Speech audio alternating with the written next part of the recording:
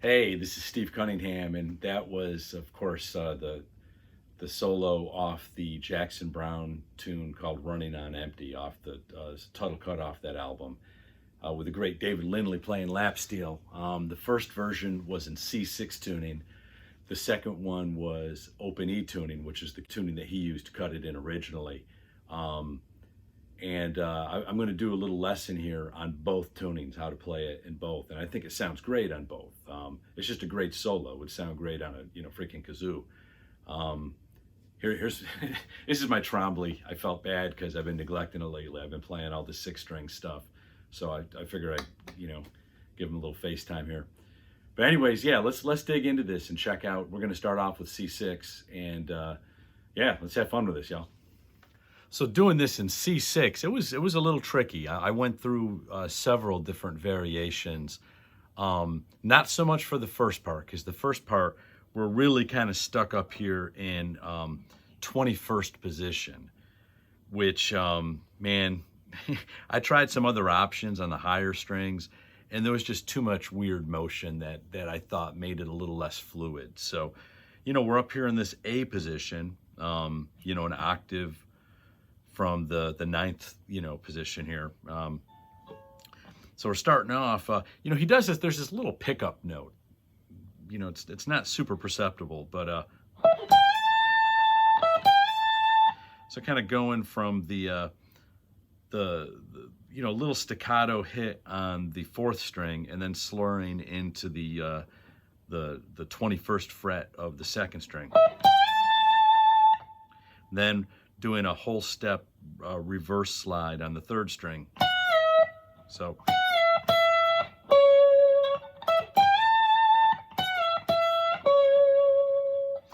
and then skipping over to the 5th string. So there's a lot of string skipping here.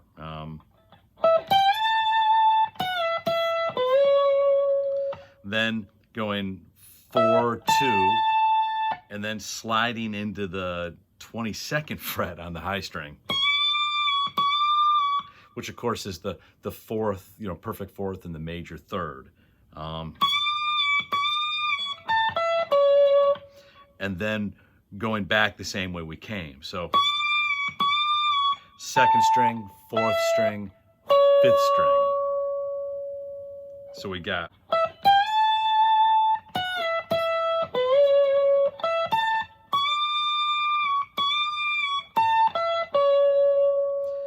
then he starts again on the, we're starting again, because of course he didn't play it in C6, but so we go to the 5th string.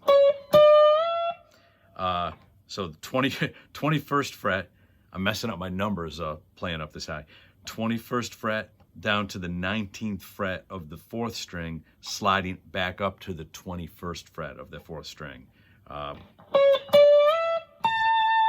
then of course back to what's the root, the root note on the 2nd string, 21st fret. And then he ends that little, that little phrase on the 3rd string. Now at this point, this is where I shifted down in order to accommodate, to allow us to have access to some of the lower notes. So at that point, I'm going to the high string, going 14th fret to the 12th fret, and then going to the 2nd string and going 14th fret to the 13th fret.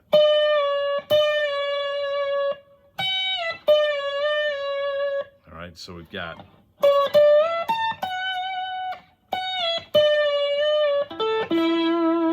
now I think this is, for me, this was the trickiest move in the whole solo, was doing this 14, 13, 14, 13 on the 2nd string, and then sticking the landing at the 12th fret, 3rd string, 5th string.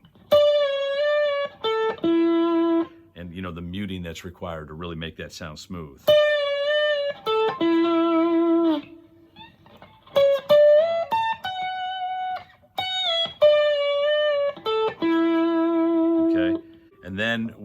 going back to the 3rd string, and then back to the 5th string, and sliding up to the 14th fret.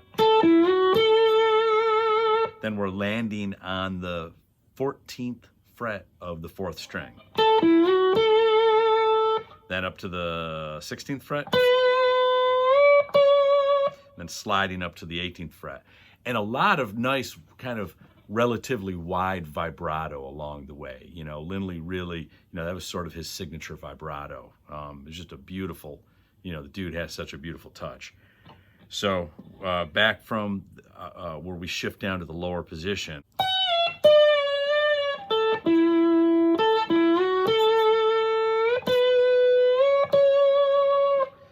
Then we're going to go to the 17th fret of the 3rd string and go 17, 16, back to the root on the 17th fret of the 5th string.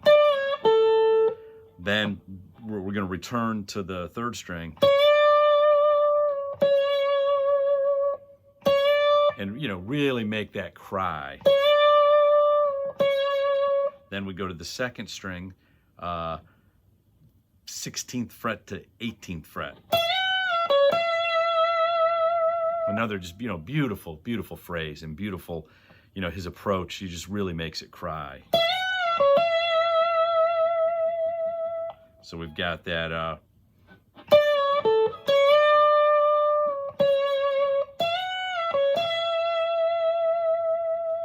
and then he finishes up, we're going to go 16, 18 to the 17th fret. Yeah, it's a little strange. And it might be easier for some of you guys just to go back up to the 21st position, because there you have at least the last 2 notes are on the same fret there. For me, I kind of like the sound of it. I like ending on the higher string, and maybe some of it is just this particular instrument. Okay, one more time through the whole thing.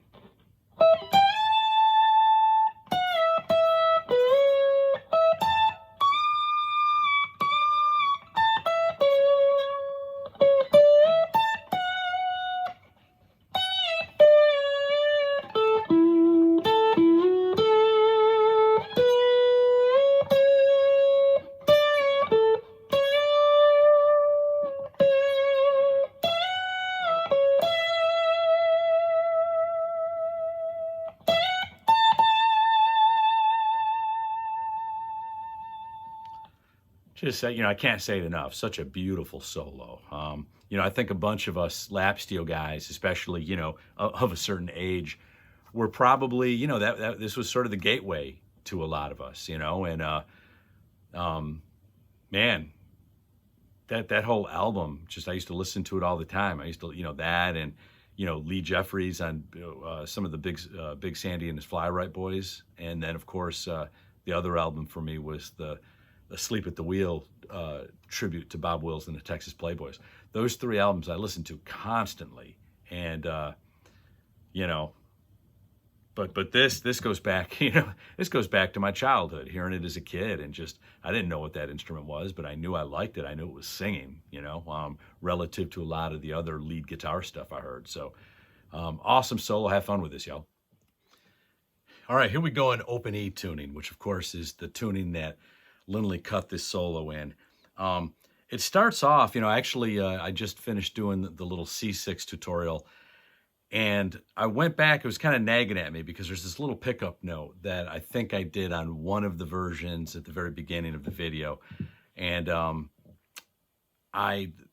kind of was just kind of nagging at me. So after I did the C6 tutorial, I went back and listened to it.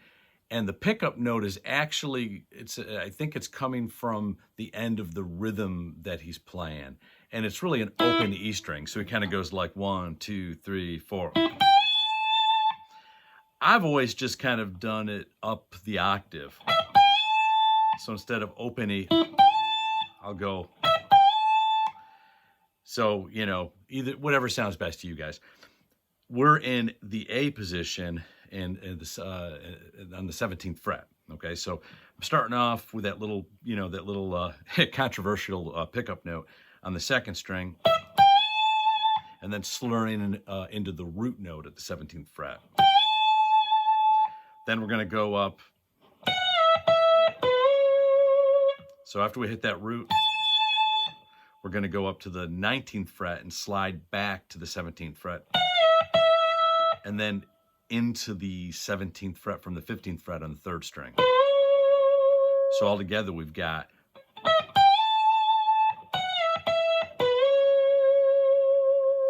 then he plays 2nd string, 1st string at the 17th fret. This is maybe the trickiest move of the whole solo. He goes up to the, let's see, 17, 19, 21st fret, which is the major 3rd, to the 4th at the, kind of the sus note at the 22nd. So we've got, again, then we're back to the, the A position in the 17th fret. So we've got all together.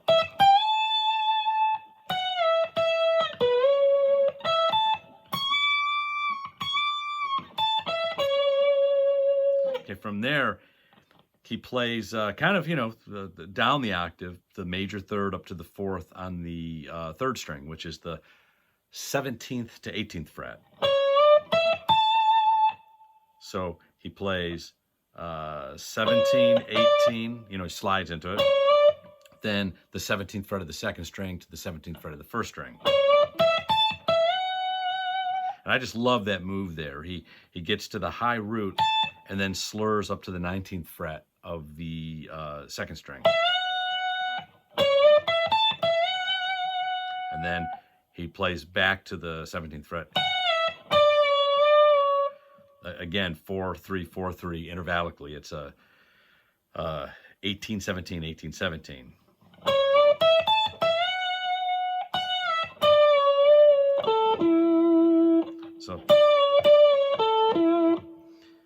So that's the 18 to 17 on the 3rd string, then 4th string, 17th fret, 5th string, 17th fret.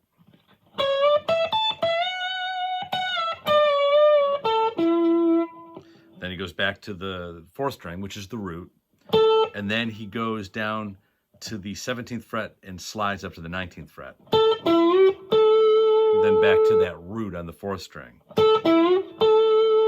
Then to the 15th fret of the 3rd string, sliding back up to the 17th fret of the 3rd string.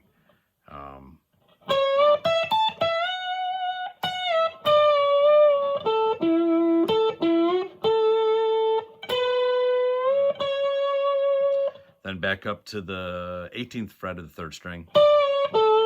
He plays that nice little phrase there, which intervallically is 4-3-1. Very common little motif there. Then he goes back up to that 4th, perfect 4th again, the 18th fret of the 3rd string. And he really makes it cry, man. It's just beautiful the way he phrases this. And then, man, this is beautiful here, up to the 19th fret of the 2nd string, back to the 17th fret of the 2nd string, and then the 17th fret of the 3rd string. Landing back on the 17th fret of the 2nd string. A lot of 17s there. So,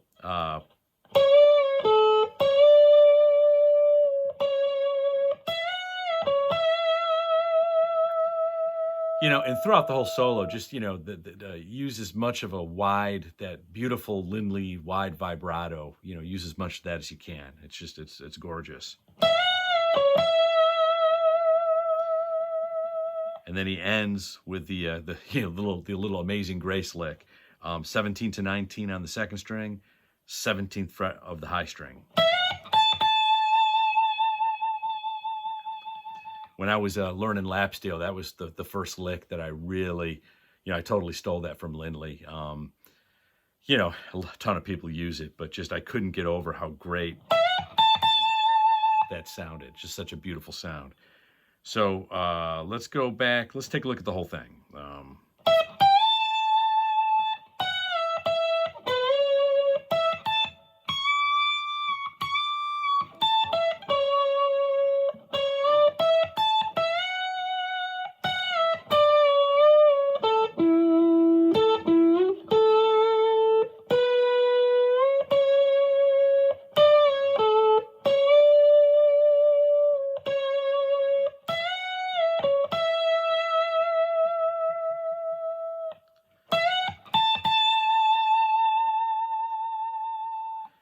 just such an incredible, iconic lap steel solo. I really think that this is probably the solo, as much as anything, that really drove a lot of us to playing lap steel. Definitely kind of the gateway drug here. And I know for myself, listening to that album, those 4 or maybe 5 songs that he played lap steel on off Running on Empty, I just listened to him all the time. And for me, it was Lee Jeffries with Big Sandy and his Fly Right Boys, and then the Bob Wills, excuse me, the Asleep at the Wheel tribute to Bob Wills, with a lot of guest players on that. And just those 3, I think I had them all on the same cassette tape, and just constantly listened to them and soaked all that stuff up. But the Lindley stuff it's just so gorgeous. And even going back as a kid, hearing that solo, and how just how cool it was, way before I even played guitar. And I didn't know what instrument it was playing, and I just knew that it was different from a lot of the other guitar solos I heard, and that it sang more. And it wasn't until probably 20 years later that I realized that it was this freakish thing called a lap steel that we're all so obsessed with. So anyways, hope you enjoyed that. It's a lot of fun to play, and yeah, thanks for hanging out.